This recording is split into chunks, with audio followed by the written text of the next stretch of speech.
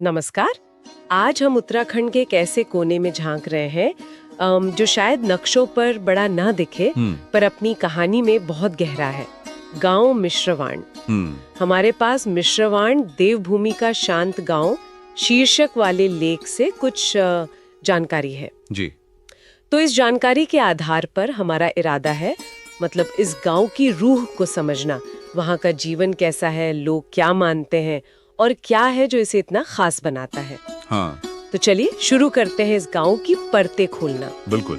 ये सफर दिलचस्प होने वाला है। पहाड़ों की ऊंचाई पर बसा ये छोटा सा गांव, जैसा कि वो जानकारी से पता चलता है, अपनी सादगी में भी कई गहरे रंग समेटे हुए हैं। देखते हैं ये अंश हमें क्या सिखाते हैं। तो सबसे पहले जरा इसके माहौल की बात करें। लेख हमें बताता है कि मिश्रवाण हरी भरी घाटियों और ऊंचे पेड़ों के बीच प्रकृति की गोद में बसा है। जी, ये सुनकर ही एक सुकून भरी तस्वीर जहन में बनती है ना? बिल्कुल। एकदम शांत, दुनिया की भाग दौड़ से जैसे बिल्कुल दूर। हाँ, और ये वो सिर्फ एक खूबसूरत तस्वीर नहीं है।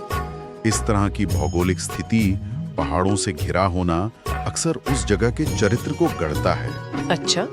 ये एकांत, ये प्रकृति से नजदीकी, जैसा कि जानकारी इशारा करती है, शायद वहाँ के जीवन की धीमी लय और शांति की वजह भी है। हाँ, हो सकता है। ये सिर्फ लोकेशन नहीं, बल्कि एक तरह से जीवन शैली का आधार बन जाती है। और बाहरी दुनिया से थोड़ी दूरी शायद इनकी संस्कृति को सहेजने में भी मददगार होती होगी। सही कहा। ये माहौल ही शायद वहाँ के लोगों के स्वभाव में भी झलकता होगा।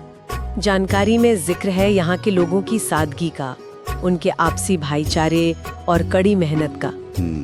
जीवन यापन के लिए मुख्य रूप से खेती बाड़ी और पशुपालन पर निर्भरता बताई गई है। ये सुनकर लगता है जैसे समय यहाँ थोड़ा थम सा गया हो।